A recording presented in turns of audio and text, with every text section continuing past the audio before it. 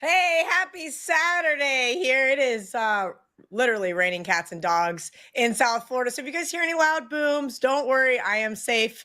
And I'm 13 feet above sea level, so I don't think I really have to worry about flooding. That being said, if you hear any crazy noises, I swear, that's what it is. All right, whereas we got PLL on deck today. If you guys have been seeing my socials, you guys know that I partnered with the Premier Cross League, and shout out to our producer, Dan Newbert, who has been so gracious in teaching me a new sport. That first game is 12:30 Eastern on ABC. We got the Water Dogs versus the Whip Snakes. And Dan and I, in true contrarian nature, we're taking the under 25 and a half points. He told me he was afraid because it's a primetime game that we may see some points, but we got to go contrarian. This one is way too many points. A little overreaction week. You guys know that. We do that in the NFL all the time. On today's lineup, we got Ronald Cabang talking WNBA, Carmine Bianco with some NHL, and of course, some soccer. Andy, yep, he's going to give us some U.S. Open updates and, of course, some head-to-head matchups and maybe a couple extra bets to make for round 3 or 4. And then we're going to back clean up with Adam Trigger. He's got a play for you guys in the Mets-Padres game. And, of course, as always here on Last Call, we are going to take all of your chat room questions. So if you have a question for any one of our handicappers, drop it in the chat. Let us know. You like the show, you hate the show. Those comments are welcome as well. Again, guys, I am Kelly Stewart, and this is Last Call. Let's see what Cabang has got on deck for today in the WNBA. Hey, how are you, Kelly? Hey, good morning, Ronald. Welcome in. The WNBA, man, they've been in the news a lot, but that means they're getting more eyeballs. I wonder if that's actually translating to betting action. I've been kind of curious about that one, but we've seen some fireworks, and we'll leave it at that. There's some new heated rivalries and all the fun stuff going on there. We've got a handful of games today, but there's 2 that you want to hone in on, and I'm going to let you have the floor here. Let's start with the Suns versus the Wings. Yeah, the Suns and the Wings. So these 2 teams here, I mean, obviously going in opposite directions here. The Sun 11-1 on the season, on a 2-game winning streak here. The Wings 3-8, and they've lost 6 in a row now. From a trend perspective, Wings actually struggle at home a lot. From the ATS, 0-4-1 at home so far this season.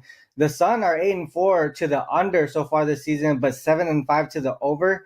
8-4 to the under in the first half this season overall, but 7-5 to the over, meaning that the Sun usually start off pretty slow, then start to pick things up in the second half.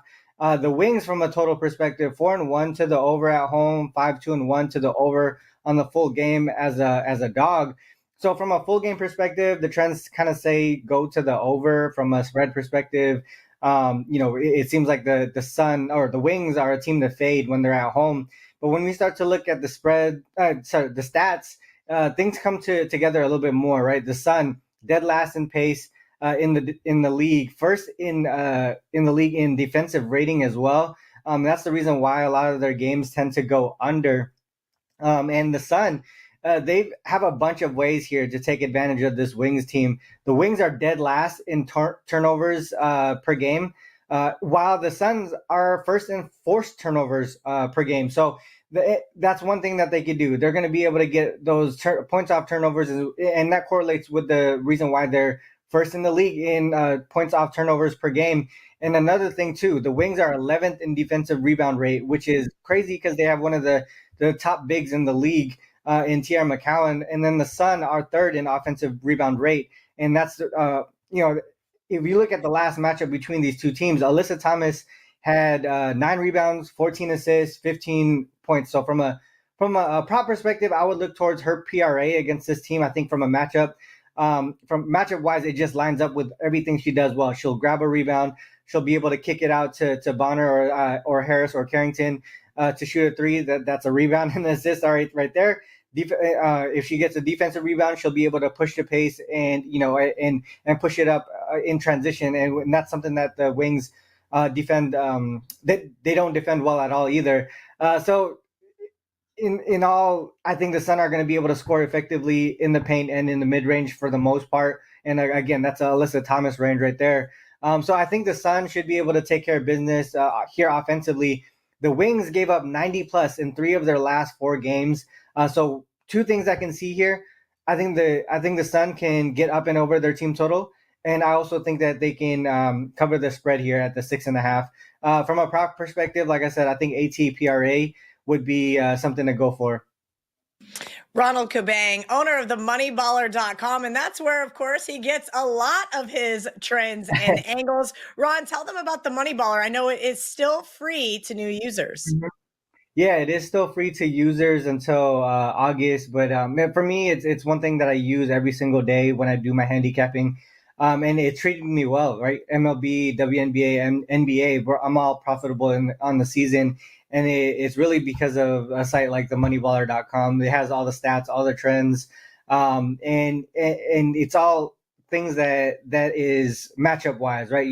A lot of people just kind of look at trends overall, but we're looking at stats against specific teams, how they do matchup wise. How does a team do 3-point shooting versus not 3-point? How they defend 3-point shooting, and all those little nuances that you look into the basketball game. But also in MLB, you have all these sabermetrics that you can look at. You can kind of filter down date wise, and it's all in a single page. So that's my favorite thing about it is everything is seen in a single page. You could actually look at it on your phone, and it's all visible there. You can handicap it on my phone. Like if you go on my Twitter account a couple of days ago, I handicapped the Mariners' first 5 on my phone within 3 minutes. It's something that's really awesome. Saves you a lot of time.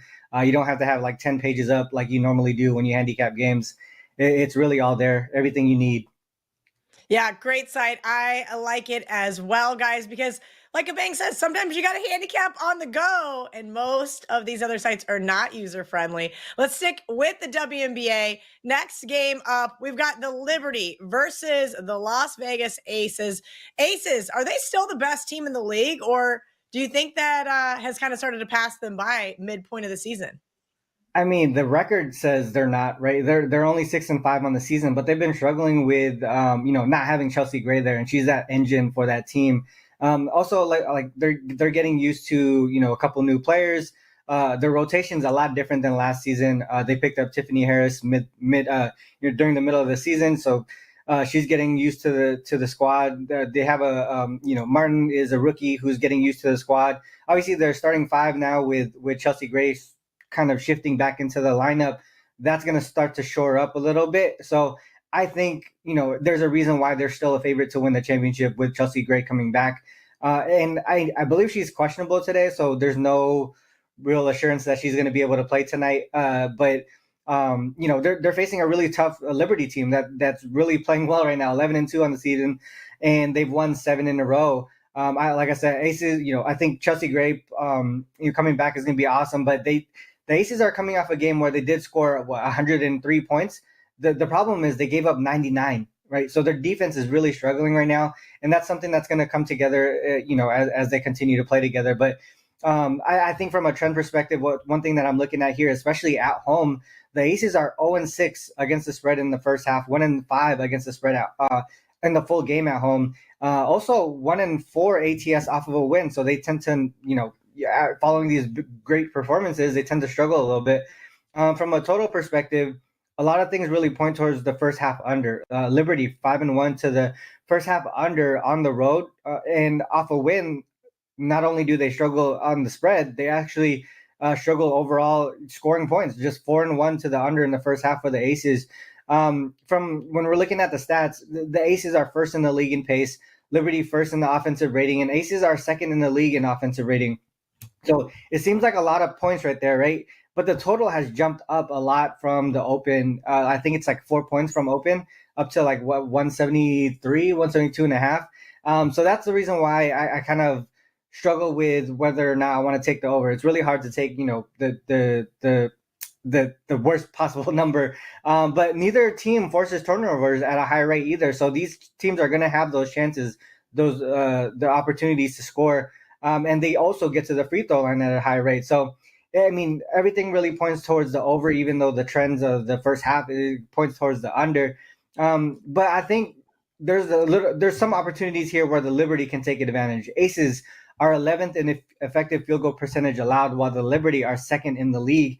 So I think that while they tend to not take the care of the ball as much as the Aces do, they're still going to be able to shoot at a high efficiency.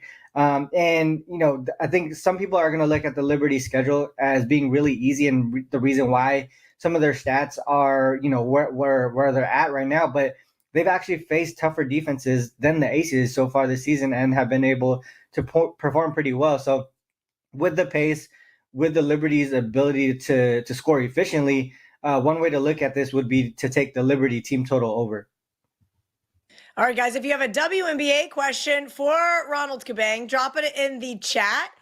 Now we're going to pivot to something that, is a couple of nights away, but it is game 5 of the NBA Finals.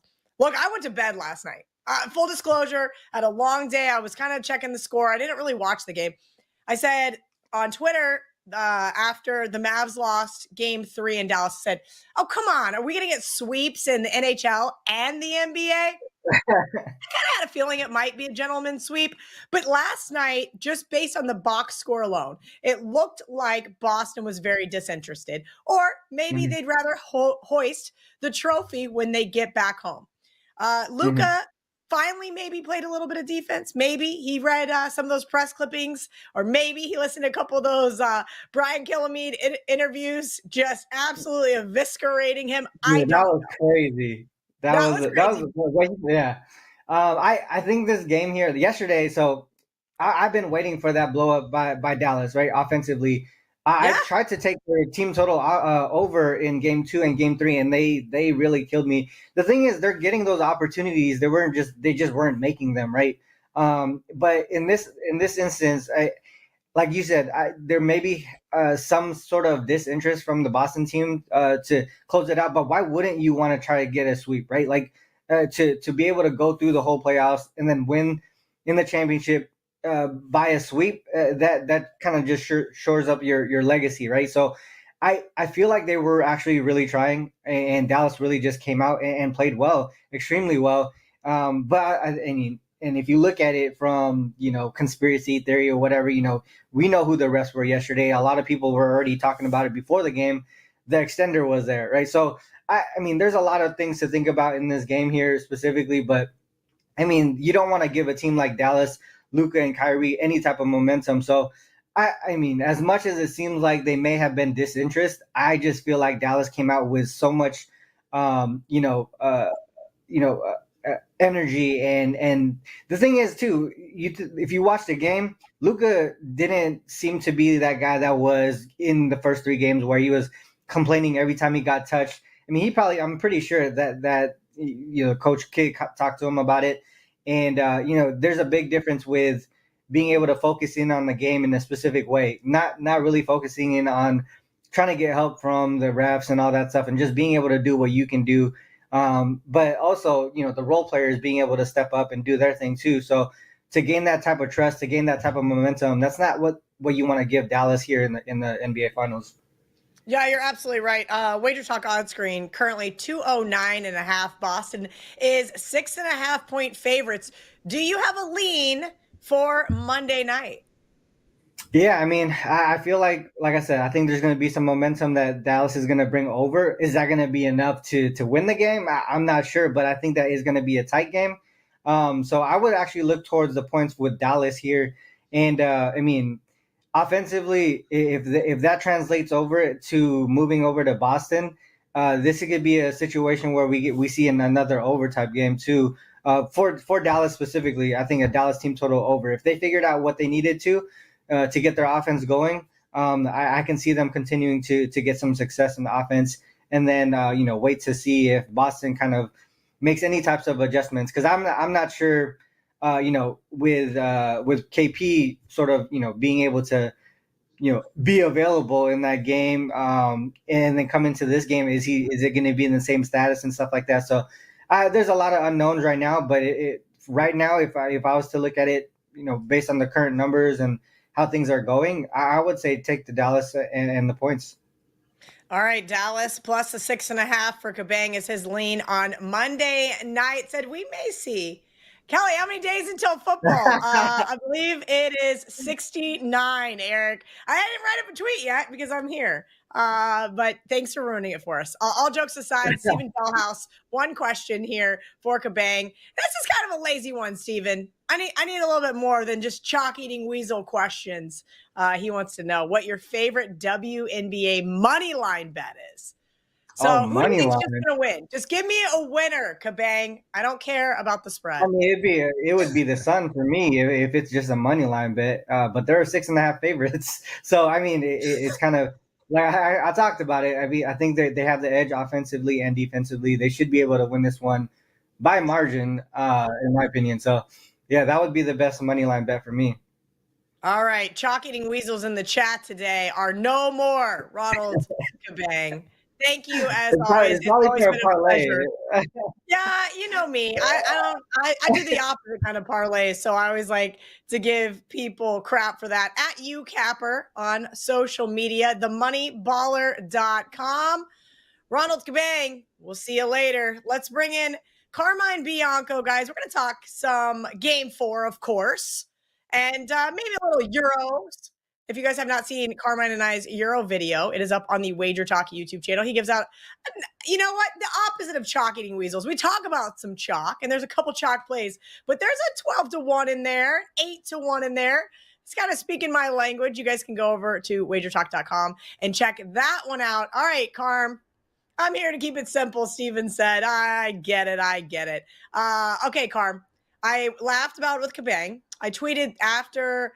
So I went to bed the other night. I've been doing a new morning show for Outkick, so I have to be up at like 5:30. I am not a morning person if you guys know me at all. I'm just not. So I was like, all right, it's 4-1. I'm going to bed. Like the Oilers just packed it in.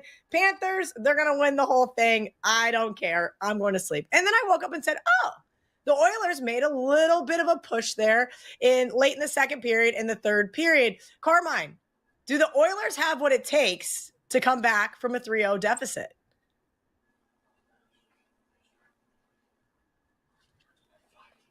Like it's like in the NFL when a team's up by like 25 and they get a couple of garbage time TDs to make the score look a little more attractive. The Oilers have been outplayed in this series. Like Florida's just playing so well. I'm not even going to watch the game tonight. I'm going to go in downtown Toronto. I'm going to go watch Toronto FC soccer game. I'm going to record the game or PVR it and then just watch the Stanley Cup celebration because, quite honestly, it should end tonight. Florida's been the better team, and they're just a team of destiny right now. And this is coming from someone. I picked the Oilers to win this series and win the cup, and that prediction failed miserably. But yeah, I mean, like. But Connor McDavid is the best player, but Florida, I'm getting made fun of by my friend group right now. They're texting me because they're watching the show. They said, Kelly, they've been doing this to me for weeks. Kelly, remember when you told us in February that Florida was probably going to win the cup and you bet $0 American dollars on them to do so? And I'm like, I don't want to hear it. I hate that. Like, I just was watching the game just casually. And I was like, this team's going to win the friggin' Stanley Cup. Like there was no handicap. There was no analysis. It was just purely an eye test. And now here we are. They have been so dominant. What is so dominant about this team? Yeah. It's their ability to absolutely shut down the best players on each team that they faced. It is their defensemen pitch into the neutral zone. They get sticks on pucks. And if you look at the power play, and specifically, and I'm going to get to something else, but the Oilers finished off Dallas by scoring 4 power play goals in the last 2 games of that series, and they came in with the best power play in the playoffs at 37%. And I think they're 0-5 or 0-6 through the 3 games. It is because the Florida on the power play, Florida is getting to their defensemen or getting to their point men, and forcing them to move the puck quickly. So the Oilers love to cycle, love to take their time on the power play, find the man, and they haven't been able to do that. You look at how they've shut down people, and you look at their first series against Tampa Bay, the opening round series. Only Stamkos for Tampa did anything, scored 5 goals, 3 of them on the power play. They completely shut down Kucherov, who's their best player, 0 goals in that series. Hedman had 1. Then they play the Boston Bruins, and Marchand and Pastrnak combined get 1 goal the whole series. When you move on to the Rangers, Zibanejad, Panarin, Trocheck. Their three best players coming off of winning the President's Trophy. They combined for 3 goals, and 2 of them were by Trocheck. Zibanejad, 0 goals. Panarin 1 in the final game. And then the Oilers. Draisaitl, McDavid, Zach Hyman. Zach Hyman, who has 14 or 15 goals coming into this series. They have a combined 0 goals through 3 games and only 4 goals for the team in total in 3 games. Florida's completely shut them down. I wouldn't, Cal, we always love that the plus money plays. They're even money to win tonight. The Oilers still favored at -120. You have to kind of do that. And I know the thought process for a lot of people is much like the NBA one, they're going to win one game and it's going to go back to like Boston or it's going to go back to Florida and the championships will be decided on home ice. Florida just wants to win it tonight. They want to end this one tonight, and you're getting even money for them to for a team that's dominated the whole series to do it once again and win this one tonight. I would probably take, if you're looking into like props and not player props, but take Florida on the puck line. -1.5, you're going to get plus money.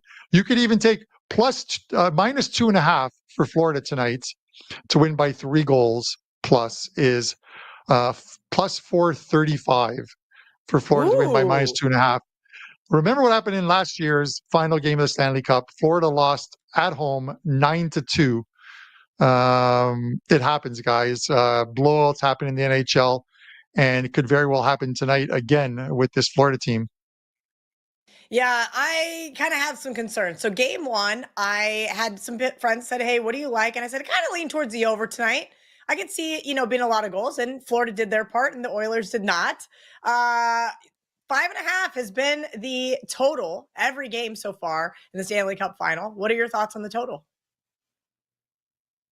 It's an elimination game, and Andrew and I always talk about like how elimination games are normally high-scoring games. It's one of the ones where you're going to see if the Oilers are down. They're going to pull their goalie with, and they did it in the last game with down 3 goals. They pulled their goalie with 5.5 or 6 minutes left in the game. When you have the under and the other team pulls their goalie with 6 minutes left, you are just cringing at the TV, watching it, hoping it doesn't happen, but it normally does. And that's how the Oilers, they got one. They got one that way with their goalie pulled, and then they got another one after that. The empty netters will always kill you in the third period. I would lean to the over here just because Florida could play a loose game, but the Oilers are going to go all out tonight. Does that mean that they score? No, it doesn't.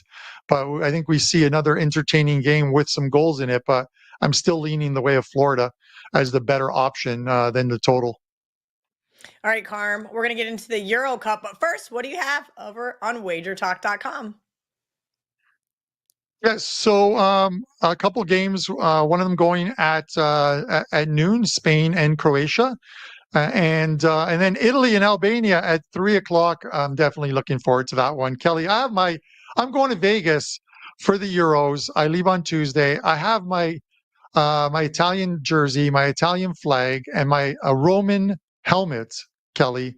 I would put it on the show if you asked me to. It's right on my desk here. I'm walking into Circa with a Roman helmet. Whoa, now you have to. This is not like, you can't say you're going to, I'll do this, and then like say you have to ask me. You just got to put it on. Let's see this Roman helmet. My God. There you go. I've got the Roman helmet. Okay, so you're going to be wandering around the sports book for the Euros in your Italy jersey and your Roman helmet. Okay. And my Italian flag. I was there in 2021, and I was there for the finals, Italy and England. And man, did I get so much heat from the 3 Lion fans, the England fans. But in the end, we all shared some beers. I consoled them as Italy hoisted the Euro trophy in winning in penalty kicks. So, but to get back to your question, so 3 plays up still if you get the 1-day all access, or the video that Kelly and I put out, there's a promo in there and it's still going to be up for a few more days. It's the complete summer tournament package. The Euros are going on right now. Next Friday, the Copa America, which takes place in the U.S. for the first time. and opens on the 20th, Argentina in Canada at Mercedes-Benz Arena in Atlanta. It's going to be full, 80,000 plus fans in that stadium watching that one. All the tournament plays for these two tournaments, and then the Leagues Cup. As these two tournaments wind down, all the MLS club teams and all the MLS club teams play in a tournament of their own in a World Cup style format. So 3 tournaments, $129 to get every single play. And the Euro started yesterday, but we're off to a 3-0 start. 2-0 this morning and 1-0 yesterday. So let's just keep it rolling. You love to hear that. Off to a hot start in, we'll call it the other football. I still can't say football. It's driving me nuts. We've got a couple of questions from Benny and Joshua we'll get to, but first I wanted to tie a bow on this question from Richard Lockhart. So Carmine, you mentioned the spread tonight, which puck line technically in hockey, 1.5, yes. 2.5 big time plus money. But Richard wants to know, all right, which is better? Which has actual plus EV value here? Florida plus the, Florida even money essentially, because right now on the WagerTalk odds screen, it is Oilers hitting up to as high as minus 120. Yes, I'm looking at, because I see what you're seeing there. I'm just looking to see on DK to see what the proper line is as far as the spread goes. If you bear with me 1 second, I will find it on there. It's not always it's always a little tougher to find it on theirs. But if you were to take the Florida Panthers tonight and lay the puck line, you're getting even money on them to win outright. If you're taking Florida on the puck line and you're laying 1.5 goals.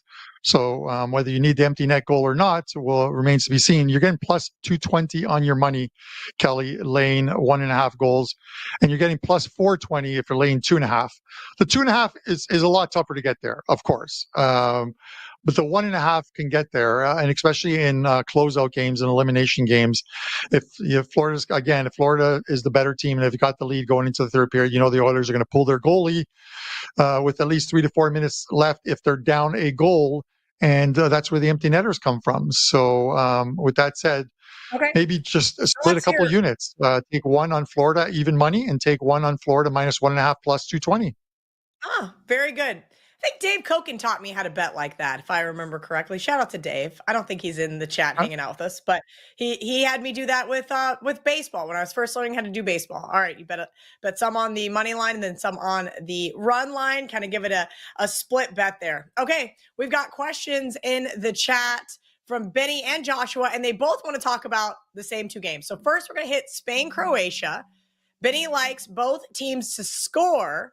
And Joshua says Spain minus 110 is suspect. Thoughts on the draw, Carmine?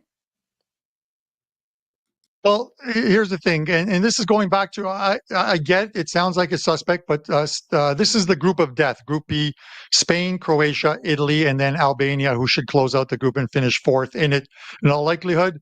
And on match day 1s, games tend to be a little tighter. Teams don't want to drop all 3 points, on match day 1 and be chasing it. Top 2 teams advance into the knockout stages. The 4 of the 6 third place teams, for the best 6 third place teams, will get in as well too. But Croatia is a team that clients and I talked about. I've made money on them since 2018. I went to Vegas, recorded a video at the PBS studios with Marco, and said Croatia 40-1. We're going to make a deep run in that tournament. I had so many people troll me, even Croatians trolled me, saying you're nuts. Our team isn't that good.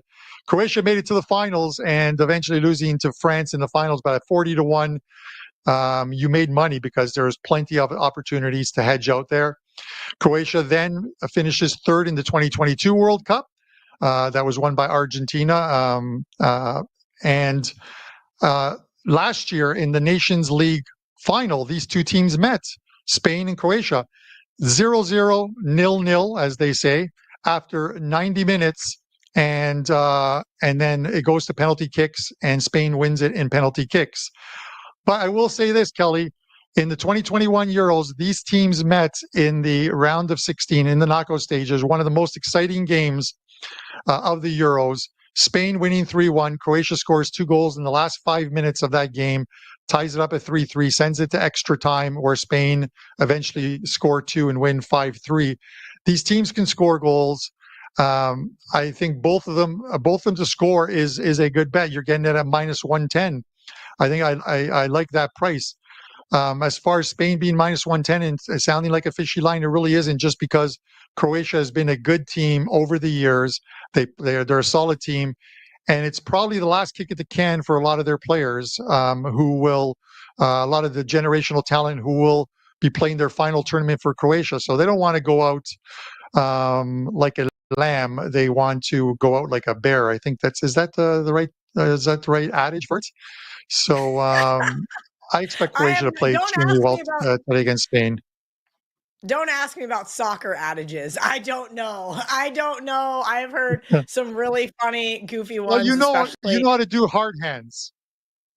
So you know how to do hard hands. There you go. That was I think it's lions and really lambs, Carm. Like a lion, lions like and a lamb. lamb. I don't know where the bear came from. I didn't even know what he was trying to get at. That is a traditional saying, but that's funny. Carmine, let's pivot to Italy, Albania. So the same two guys that had questions about Spain, Croatia. Betty wants to know Italy to win and under 3.5 goals. And Joshua says, Italy, Albania, do you like the under or 1-0 Italy? Seems like both guys really like the under here, and that kind of concerns me. Yeah, I think the thing here is this Italian team is now new manager Roberto Mancini, who put together that 33 or 35 game unbeaten run by Italy, and then took them into the Euros and won the Euros with them. They caught lightning in a bottle, and they played extremely well and won it. And we talked about that on the preview show we did, Kelly, for the 2021 video, where I said Italy at 12-1 was a good bet to win it. I don't think Italy is winning this year's Euros. You know who I picked to win this year's Euros. You guys should really watch that video and give us a like and some views to find out who we took in that one. But this Italian team is now, Luca Spalletta is the manager of this team.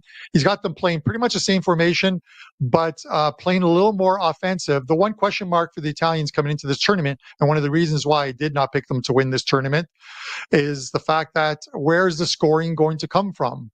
They aren't a team that are going to win games by 3-0, 4-0 like Spain does to a lot of the lesser teams, or like Germany did to Scotland yesterday.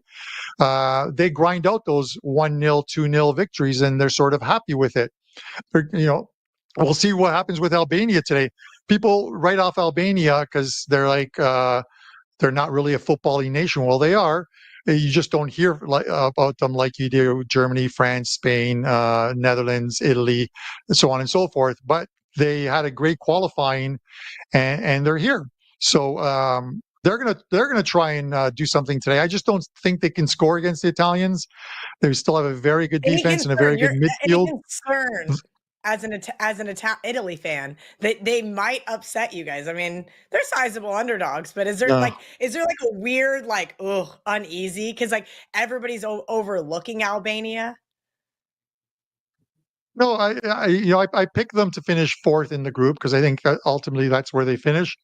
The one thing, like I said, the one thing about match day ones, the first matches of every single group is the games tend to be a lot tighter. Teams don't want to. They want to at least get a point at the very least out of their first game, instead of chasing points and being in must-win situations going into game 2 and game 3. It's the reverse here for Italy. Italy knows with Spain up next and then Croatia to close out on the 20th and 24th that they need 3 points from this game. It's where the scoring is going to come from. And I think it's going to come from, and you guys can look at the goal scoring prop for today for Italy at Gianluca Scamacca. He is a player who plays for Atalanta. He spent a brief time in the Premier League, did not do well. I believe it was at West Ham. Came back to Italy, Atalanta, scored 19 goals and led them to a victory in the Europa League final, where they beat Bayer Leverkusen, who went a full year a full season without losing a single game, only to lose in the Cup final against Atalanta 3-0. So he's the guy who's going to score for them. They need to get him the ball. He's center forward. And if they can get it to him today and he can score, I would say Italy, exact score 2-0 plus 350. Ooh, exact score plus 350. Carmine, that sounds like fun. Carmine Bianco at Carmine Bianco WT on social channels. Again, go over to the WagerTalk YouTube channel. Check out our video on the Euros. Maybe get yourself a couple extra bets over on WagerTalk.com. From Carmine, starting off the season hot, 2-0. Carmine, we'll see you next week. Let's bring in Andy Lang. Guys, if you have a question for Andy, we're going to talk some UFC. And, of course, some U.S. Open. Andy, I got to start with this. I was perusing the internet this morning while I was waiting to log on, and I saw this tweet from Max Homa. And I love Max. Like, Max, one of my favorite golfers, great, hilarious guy. And I had to get your reaction on this just because he's like, the moment I wake up on a Saturday after missing the cut, right? That's got to suck. I root for the course to become impossible so I can laugh at all the stupid players who whoop my ass. I shot 6 over and will shamelessly be this gift all weekend. It's like kind of funny because, yeah, like it's got to be a little demoralizing not to make the cut, especially at the U.S. Open. But also it's a U.S. Open. It is tough. Yeah. Listen, Max Homa has not been playing very good golf. Like he is. This is not the first time he's missed the cut this year. He's done a great job marketing himself and being the likable guy that, like you said, like, you know, everyone loves him. But he said that he geared his entire year around the Masters. And he worked really, really hard, performed great at the Masters, finished tied third, was in the mix the whole time. But since then, 55th the next week, he had an 8th place finish at the Wells Fargo, but 35th at the PGA Championship, miscut, 22nd, miscut. Got a little letdown from Max. I'm kind of not surprised. I shouldn't say I'm not surprised. I'm not surprised he didn't play well. I'm pretty surprised he missed the cut. But this course is it's gobbling up players. I've been watching it all morning, Kelly, and I think this afternoon is carnage. I think there's going to be a big shift on the leaderboard because the morning guys kind of have the course that's a little bit softer. But I'm watching right now, and it's starting to dry out. These guys that are teeing off in a couple hours, it's going to be like putting on a parking lot. Like it's like putting on a concrete sidewalk. Yeah. These greens are just ridiculous. Kelly, they came out this morning to water the greens, and the crowd started booing. They're like, stop putting water. We like watching these guys putt the ball off the green and such. So yeah, it's gonna be a wild ride for the rest of the day and tomorrow as well. All right, guys. Well, if you have a question for Andy, as always, drop it in the chat. Andy's been doing a lot of really hard work over on the WagerTalk Instagram channel. So if you guys are not following us on Instagram at WagerTalk, at Andy Lang Bets, almost every day, Andy's got a free play up over there. And I usually don't see him anywhere else. So if you're not following him on Instagram, you should probably do so. All right, Andy, you have a play for today that you're so generously going to give out. And I went to read it, and then I said, wait a minute, what is the number? And you chimed back in and said, okay, I changed my golf play for today. Let's hear it. Yes. Okay, well, we got a couple. Let's do a head-to-head real quick, and you're getting really good money on Steven Yeager. Steven Yeager plus 125 against Sam Burns. I like fading golfers when they have like an amazingly good round, like just a stunningly good round. And Sam Burns shot 67 yesterday. That was almost best round of the day. But in round one, he shot 73. I think that's kind of a little bit more of what we're going to see from Sam Burns. Steven Yeager, I like consistency, and he shot 70 and 70 the last couple of days. So you've gotten a real high and a real low on Sam Burns. And when you look at some of the stats here, you know, Burns is putting absolutely lights out, plus 1.67 strokes gained putting. That's like one of the best in the field in this tournament. And I just don't think it continues today with these greens. I think he regresses back, and you're getting a great number here because he played so well yesterday. This is a great spot. Whenever you see these guys, it's just like they have a not so good round one, and then all of a sudden they just hit a bunch of long putts and have a crazy round two. It's pretty good to come back and fade him the next time. So we're fading Sam Burns, a really, really nice plus 125. Okay. Any more head-to-heads before you tell me why you changed golfers this morning. I got to hear the rationale behind that, because sometimes, and we can get into it from a handicapping perspective, it's like think long, think wrong. And I never really like to change plays if I'm like, this is my best bet. And granted, unless there's some kind of crazy news, right? We find out about an injury or so forth. I'm honest with you, so I'm honest with the viewers. The original guy that I had to play under, he just teed off, and I didn't realize I was third on the show, so I couldn't give out the play in time. I thought maybe you. I'm sorry, Andy. I thought maybe you had some great insight. Like, I got a text. This guy's girlfriend just sent him a bitchy message at 7 a.m. and he's heartbroken. Or, hey, this guy's no longer getting a divorce. Got it. You are realizing that we should have just said, hey, let me go first. My play's teeing off at 11:15. Oh, Andy. This is why we love Andy. Because he's just like, this is what it is, guys. I was like, this is a great play for the live viewers. Go log in, get a bet in right as the guy's teeing off. And then I was like, nope, not going to be on the show in time. Better. So, all right, we talked about how this course is going to be really, really difficult later. And so I'm looking at these individual round scores to go over. And I want most of the scores that they have listed are over under 72.5. Kelly, that's +2. They're expecting these guys to shoot over par. So what I'm doing is I'm hoping to get a good number on a big name guy over 71.5. And we got it with Rory McIlroy. So Rory McIlroy would need to shoot +2 or worse in the third round. And I think he's going to. He is another guy that had a really good first round and then kind of slipped back to the field. He shot 65 on the first day. And then yesterday in tough conditions, he shot 72. So this over would have hit yesterday and you're getting even money. And the greens are faster today. Some of the pin locations are tougher today. And like I said, this is kind of one of those, the eye test. I like to bet on the afternoon guys if I can watch in the morning and get a good read on how the course is getting. And I think in about an hour, this course is just going to be an absolute nightmare. So these guys can't get the ball to stop on portions of the green. Even chipping, you chip the ball up and it just rolls all the way past the hole and off the green into a bunker.